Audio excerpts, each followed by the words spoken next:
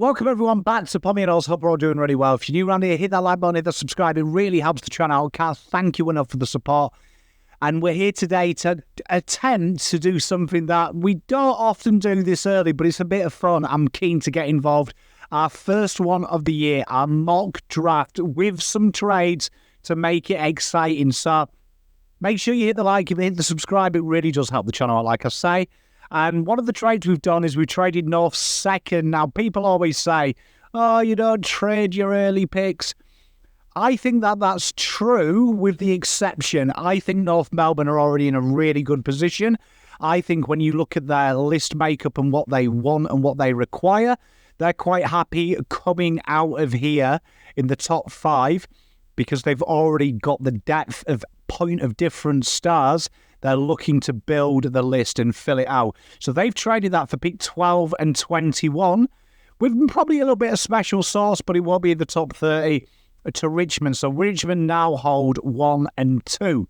The other trade we did was pick 36 going to Fremantle and Liam Baker for pick 8 and pick 12 and probably some special third coming back the other way to Gold Coast for pick 12. Gold Coast, obviously, they have Leonardo Lombardo in this draft. So, again, massive draft last year. They'll be looking for ready-made talent. So, that's the preview. So, that's what we've done. We've also got Josh Battle's compensation picks. So, let's get into it. And there you'll see we got the draft board.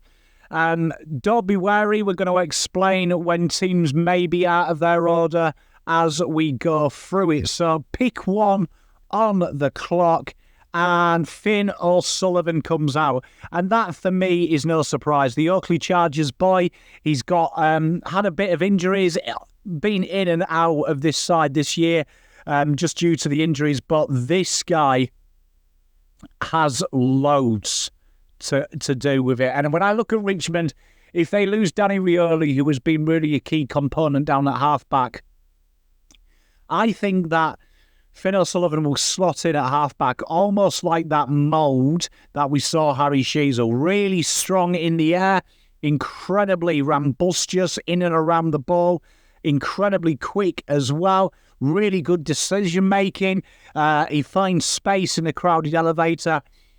He's got a lot of credits in the bank for me. So I look at this pick here and I think that this is a really worthy pick 1 and one that I'd be really excited about. And with their pick 2, they go Jagger Smith. Now, I think this is why they'd want the first 2 picks. I look at what they're looking at, Richmond, and let's be honest, Taranto and Hopper haven't quite worked. I think you'll see moving forward that Taranto to try and sustain his serious injuries that he keeps having. You'll probably slot him across half forward and kind of fulfill that Dustin Martin role. Jagger Smith is everything that Richmond lack, a guy that puts in shift after shift. He finds the ball, he's tough, he's very good contested, he's also got a little bit of breakaway speed, he uses the ball well. He's a real complete midfielder. So I think Richmond will look at this pick, and if they can get Finn O'Sullivan and Jagger Smith, they're cooking on gas for the players they've lost. And I think Finn O'Sullivan is just everything. I think you combine these two, the fact that they've lost Rioli and Baker already before we've done this, huge dubs what they've brought in. Pick 3, West Coast will bid on Levi Ashcroft, and Levi Ashcroft will be matched as the father-son. And this guy here is just another one that's coming out of them northern academies, and he's just an absolute plum. Played really well last year in the Sandringham's winning year, came back and absolutely dominated again. He's so calm, so much class, really uses the ball well as well, and he's got something about him. He's really got that ability as well to break lines and hit goals. Solid player. And you can see why the AFL are trying to close these like little things that we see. They're trying to close it probably because players like this come in and it's just an absolute nightmare. So Levi Ashcroft, he goes there. So who will West Coast pick up? I think Josh Smiley. This guy here is an ox. And I look and I think that you've got Harley Reid who's doing a lot of the contested work. He needs a pal. He needs a buddy. I don't really see that on the list of any talent worth really writing home about. Josh Smarty comes in, and this guy is incredibly good. He's a leader. He's big. He's strong. He finds the ball. He distributes well. Probably a bit late, but I just think that when you look at it, the Jagger Smith with his VFL connection and Finn O'Sullivan goes to Richmond. I think West Coast here will be really happy with this. Harley Reid and Josh Smarty together, that is a recipe for a good time. Really strong player, and this guy here oozes a little bit of physicality as well. Adelaide, they're on the clock, and they go local. They go Sid Draper. For me, one of the most exciting players in this draft. He's also leadership material, which suits it. And when you look at what Adelaide are doing, they're trying to flow players through. It's not quite working for them. Rankine and Rochelle playing on the ball. They need a natural speedster in there, someone who can kick on the run, who can make things happen. And Sid Draper is that man. Incredibly eye-catching type player. Invariably slots forward and kicks goals as well. A real pain in the neck of midfields, and he really suits the Adelaide system. So this, I think, is a great little pickup. St Kilda on the clock, and what does St Kilda need? St Kilda needs some explosiveness in that middle of the park. Someone that can get in there, be a contested ball, break lines, change the game, get them moving forward, and Sam Lalor fits the bill. A lot of players always linked to Dustin Martin. It seems to be the prototype, even though there can only be one. But this guy here, you can see what it is. He's a fearsome competitor. He gets his head down, he breaks lines, he plays the give and go. Deadly around stoppage and clearance, which is definitely St Kilda's aim in this. And he's not shy of tackling as well. He's an incredible two-way runner as well. Sam Lalor at 187 is everything that St Kilda are lacking at the minute. And you know what? The combination Steele, him and Phillippo is exciting. St Kilda then also obviously have the Josh Battle bid, and they take the piss and take Leonardo Lombardo, which then Gold Coast match. Sons don't know what they're putting in the junior academy, but this kid is like Tuck Miller 2.0, 178, so he's a little bit slighter than Tuck Miller, but this guy just attacks the stoppage hard. Really direct player, incredible workway, incredible engine. Definitely going to be one of that player that is really going to set the standard at Gold Coast. And he's a bit of a dickhead as well on the field, it has to be said. He sets that standard. He likes to get involved. He's not really shied away when he's played in the VFL either. He's really showcased that he's willing to go against the men, take them on, be front and centre, an incredible footballer, and definitely something that is going to really appeal to Dimmer and the style of football that Dimmer likes to play. So that means St Kilda back on the clock. They take Luke Trainer. They've lost Josh Battle. Why not replace it with arguably the best defender in this draft? Incredible interceptability, and his transitional threat is second to none. His ability to take the aerial ball and then get the game going very quickly is second to none. The modern-day mid-size backman, really, he's not scared of being one-on-one, but he also can tear a game open. Real solid little footballer, and Luke Trainer and Sam Lalor, absolute A-star for St Kilda, and Sauce will know what it's about, and I think this is part of the reason that you're not seeing Josh Battle being so fought after, with the AFL being so manipulatable with these picks. It makes sense. Luke Trainer's ceiling is twice what Josh Battle's is. So good selection. Richmond back on the clock. So they've got Finn O'Sullivan. They've got Jagger Smith. It only makes sense that Harry Armstrong comes in. A guy that has wagged his tail very late in the State League games.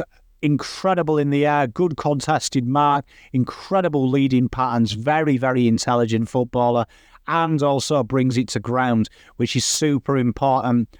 Learning off one of the best players that is very similar in his type in Tom Lynch for a couple of years is going to really pay him in good stead. But this just makes sense. Richmond have got to jump the queue. You're now in that horrible moment where it's now or never, I think, for rebuilds. With Tasmania coming in the next couple of years. So 3-4 drafts we've got till then. You really want to sort this out. They've got their engine room sorted. They've also got their key forward talent sorted, which makes it very easy to pick up the rest, especially when you've got a young Noah Bolter down the back who is really starting to show signs. Really good selection for them. And then Harvey Langford. This kid here has really impressed me, particularly playing for Richmond in the VFL. He is everything you want. He's physical. He bursts lines. And when I look, it feels like Petrarca is the only one who does anything with the ball that's won by Oliver and Viney. Add that second tier with it, especially with the great spread you've got with the youngsters, Caleb Windsor and stuff on the width. This guy here is an incredibly talented footballer, works hard, isn't scared to get involved defensively as well, real versatile. He's got real good turning lanes. He's a real dangerous customer. And Harvey Langford, for me, suits what Melbourne are looking for. And I think that's a no-brainer for me. Harvey Langford goes pick 10. Then we're up to the next portion of it, pick 11. So pick 11 is Essendon, and Essendon take Murphy Reid. And this guy here is, I think, when I look at what Essendon are building, they've got Zach Merritt, phenomenal. Dylan Shields come in recently. You're looking for someone who's Mr. Consistency in that midfield. Murphy Reid is literally blanket consistency. Nice accumulator of the ball. He gets going through the chains. Isn't shy defensively. Isn't shy offensively. Can float out wide and pinch it on the ball as well. And he's very clean. I think he really suits Brad Scott's ethos. And I think when I look at it, they want someone to complement and just keep that ball moving. You can't rely on Zach Merritt all the time. An incredibly talented footballer and one that is really underrated in this draft. And he's just top tier. When you watch him at Sandy, he's just top tier. He's always in and about. And the big thing about him is he's a team-first player, which is so key to Scott's system. So I think Murphy Reid would be an incredible acquisition. Pair him up with some of the young Sandy boys they've got already. Job's a good one. Hawthorn are a very intriguing one because they go into this draft looking for best available, in my opinion. And that's Taj Houghton. Guy who can burst from midfield and kick X-Factor goals is another point of difference for them. They've got their contested brand. They've got that sorting. They've got their pressure. They're looking for me, just some things to add layers to that. And now's the time that you take a punt on someone like Taj Houghton. He's had his injury issues early doors, but this guy here is class. Absolutely class. Pre-ACL tear, he was absolutely dominant. His ability to accumulate the ball, but also tear games apart. It makes sense. Hawthorn don't desperately need anyone. He really slots their system, and he could be, again, a player that makes Waverley Park the most exciting place to be. You've got the Wizard, you've got Jack Ginnivan, and then Taj Houghton. You're talking about learning off Bruce and Jack Gunston, two of the best forwards to ever do it.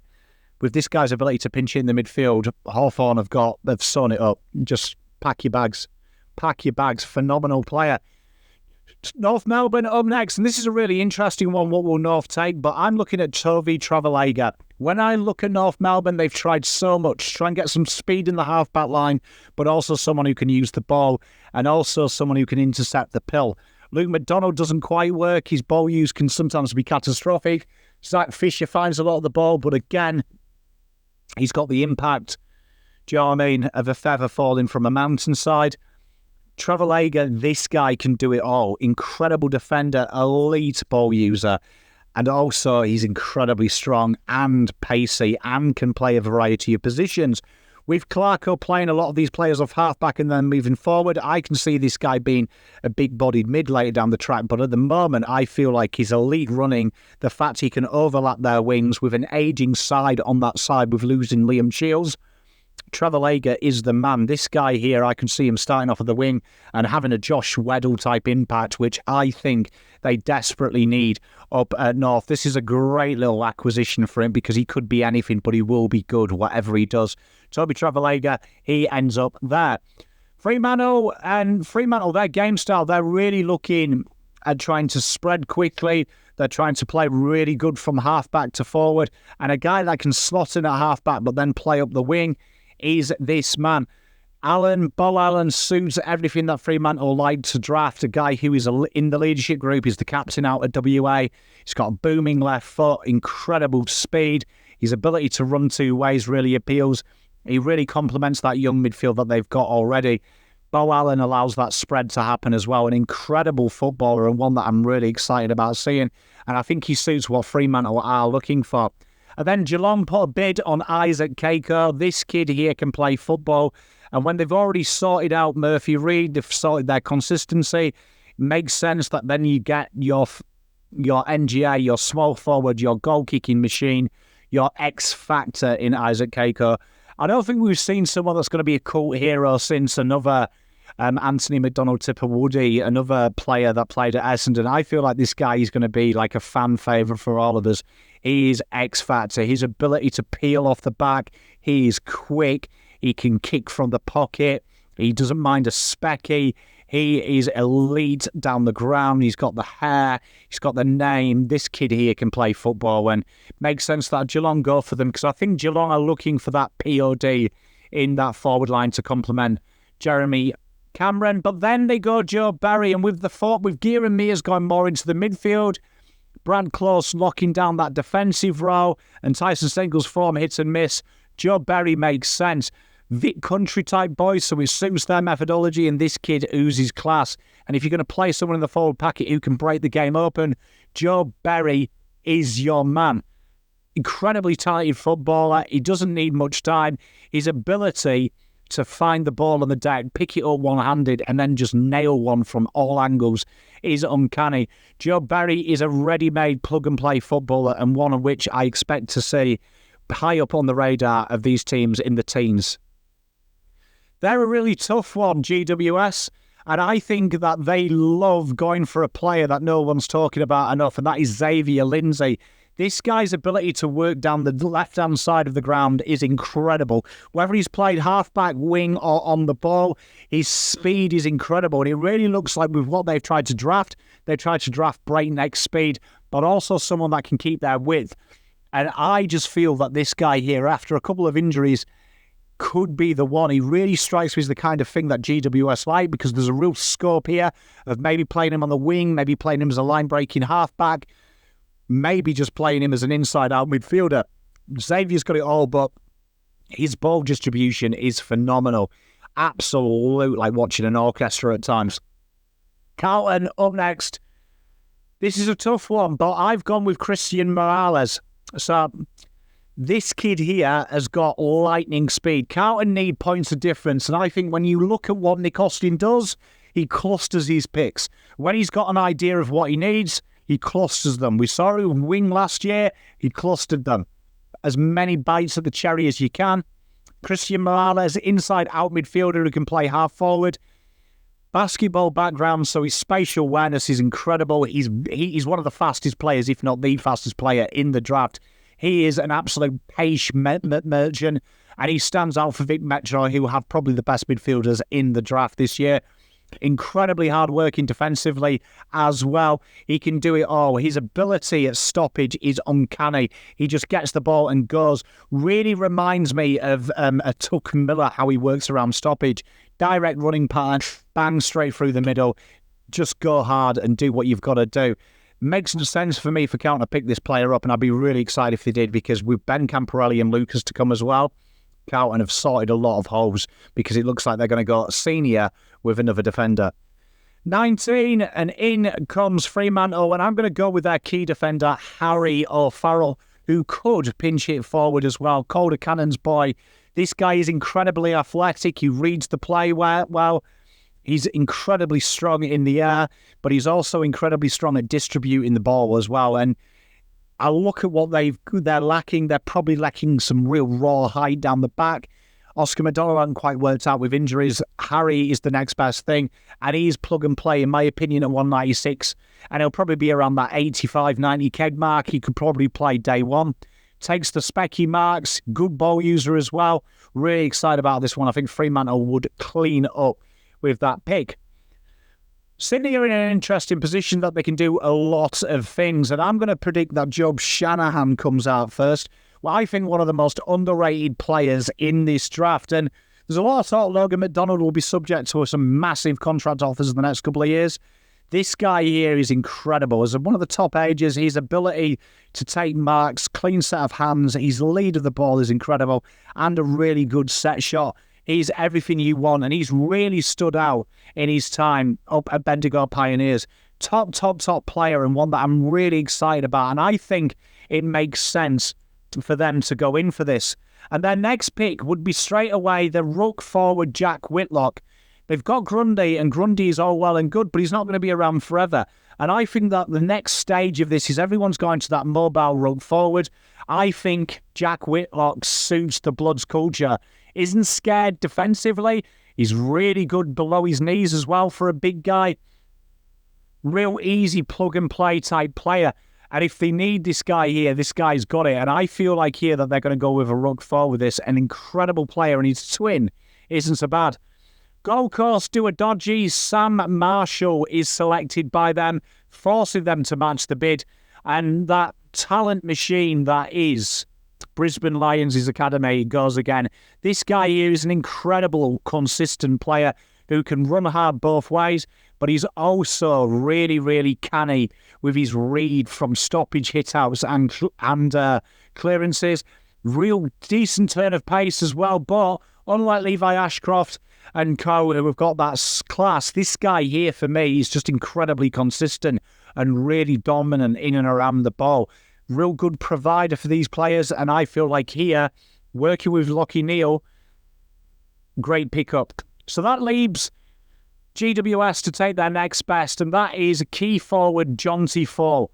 Real underrated, and his ability here, I think, when they've got Ben King and Jed Walter, I feel like a little bit of competition there won't go astray, and I can see Ben King. In an ideal world, I think a lot of Victorians would pay big, big money for him. So I feel like John Fall coming in, Jonty Fall, his ability in the air is really strong. But I wouldn't be surprised to see them maybe have a look at trialling him down back.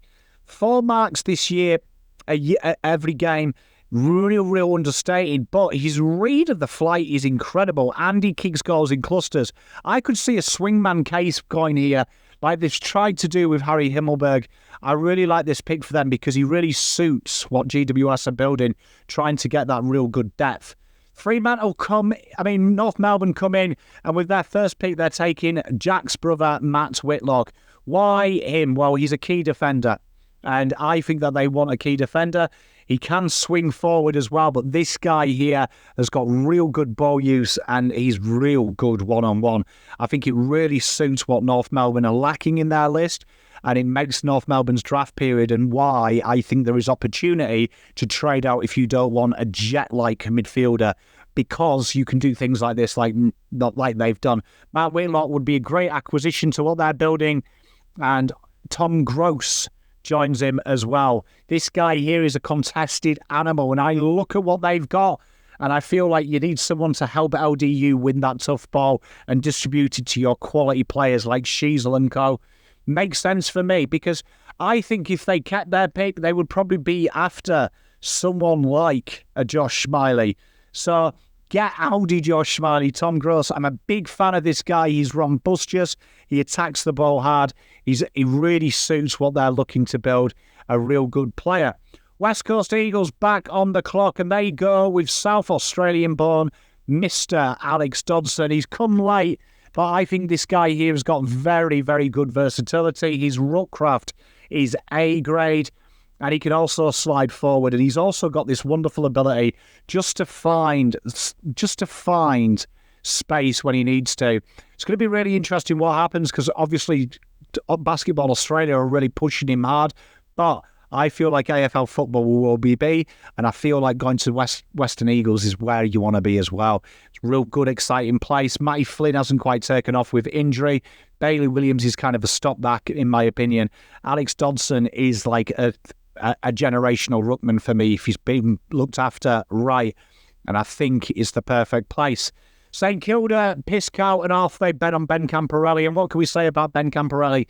Carlton match it as a no-brainer. Can play on the wing, can play half forward, can play on the ball. Real versatile player. He's got a bit of point of difference with his breakneck speed. He's very direct, which excites me. Carlton lack direct players, and Ben is one of them. Pairing him up with his brother, who plays at half-back and out on the right wing. Real solid and real great place to come for Carl, and I think he'll slide down the draft because, like we say, loads of these midfielders all have PODs.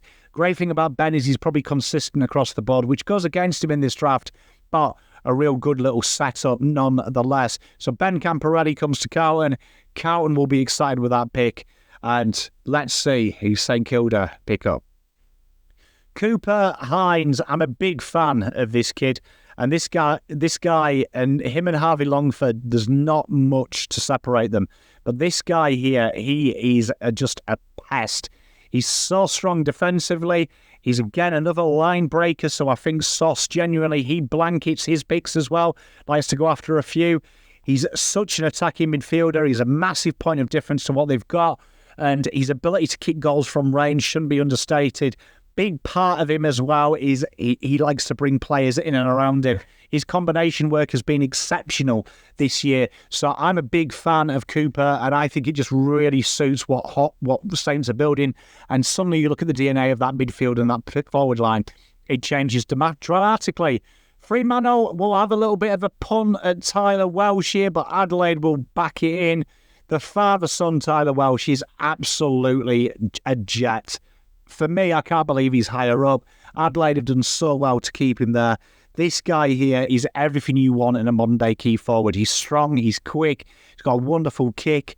I'm really excited about seeing him. And Adelaide have got a real good young list. And who they've picked up in this draft as well, Sid Draper and Tyler Welch. Boy, oh boy, Adelaide are really building a good DNA and a good nucleus. Quality player is Tyler Welch. And that will end this 30. Harrison Oliver. Big fan of this kid. And this kid really has got something that's going to really set the tone. When you're literally the metronome of what you do down back, it's really impressive. And I feel like that's the one thing that if Fremantle need to improve, I think they'd love probably a jet key forward in an ideal world, but I think they'll trade that in. I think you'll see some bids coming in for Logan McDonald and stuff. I think then PODs down the back are really important. You've got Ryan, then you've got the draftee we've just drafted. Harrison Oliver is that ball user, that guy that can lock down but also get you going from transition, and turnover is so important. An incredible user. He's got a bit of pace, but his kicking is elite, and that really suits a JL type side. So I've gone with Harrison Oliver, and that's the 30. So thank you very much, everyone, for watching. I hope you enjoyed this.